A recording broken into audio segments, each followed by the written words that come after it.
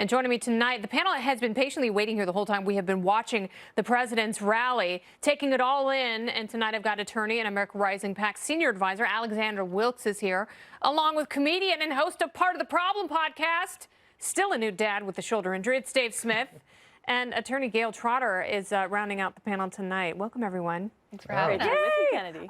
So he definitely played the hits. There was a lock her up chant, called out the fake news. He talked about the opioid crisis, the success with right to try laws that he had been pushing, VA choice, took aim at the Iran deal. What stood out to you? Well, he is definitely in his element, and the energy of the crowd was contagious. And he has incredible comedic timing when he talked about the love letter that he would write to Melania, and if that were found out, that he would go to the electric chair. Let's take a look at that, because that was a very funny moment, and we have that queued up right here. But can you imagine if I got a subpoena? Think of this. If I got a subpoena for emails, if I deleted one email like a love note to Melania, it's the electric chair for Trump. 33,000 emails. But let's see what happens. We now have a great attorney general. Well, that's what makes it so confusing, Dave, because you have this crowd that has been waiting for essentially a day and a half to see the president. There's so much enthusiasm. They hang on every word. There's a ton of people in that stadium. But then you have all this polling that shows the president is trailing Joe Biden in key states like Florida and Pennsylvania, and even trailing Bernie Sanders. So where is the truth in there? Because it's really difficult to glean exactly what's happening. Well, I don't think the polling is anything you should pay attention to too much at this point. I mean, do you remember Hillary Clinton left the State Department with like a 70-something% approval rating? I mean, once you actually get into the fight, these things change.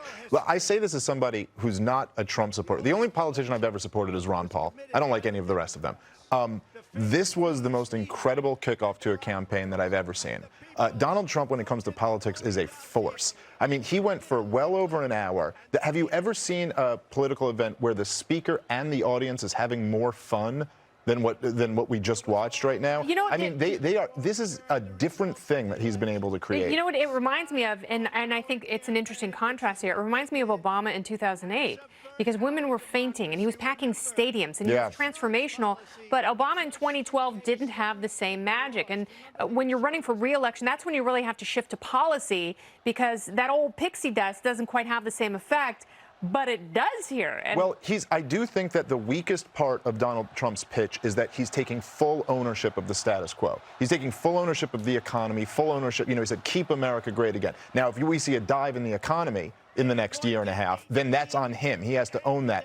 But the strongest part of the pitch to me was when he talked about the radical left and said, if you let them get control, imagine what a Democratic presidency with a Democratic Congress would look like. They'll come for your guns, they'll flood the country with illegal immigrants, and they'll shut down your freedom of speech. And I got to say, that seems somewhat realistic to me. Well, it does resonate with this crowd, but if you are running one of the Democrat campaigns for president, you have to look at this crowd, you have to look at that energy and say, how do I get that?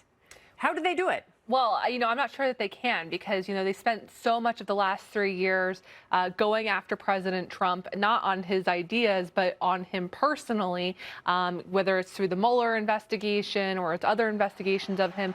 And, Trump spoke to that tonight in a way that I think matches the visceral nature of his supporters, support for him, which is when he said, when they came after me, they came after my family, they came after my finances, they're not just coming after me, they're coming after you. And I think that is the magic that we were talking about that keeps this going, that 4 years later, he's still going to be able to pack these stadiums, and he's still going to be able to draw these crowds because they feel like he's one of them, and that when the press and the Democrats come after him, they're actually coming after the Americans that voted for him. And this is a critical corridor where he's speaking in Florida, and it's not necessarily red country. I mean, this is a part of the state that's very purple. Right, and Florida's a swing state, so he's got to win in Florida. It's 29 electoral votes, and Central Florida has a mass of the voting population of Florida. But it's interesting. I would agree with what you said, that he went there tonight and he said, us deplorables. He wasn't saying they're out to get you. He's standing in the breach for which is really interesting, because it's the fact that he makes his supporters feel like they are part of a team. Yes. That is so rare when, you know, it's us versus them in politics, but people feel that they have to be out for themselves. And that's where you get so many independent voters. We've got a lot more with the panel, much more reaction to the president's rally in moments. Stay right there.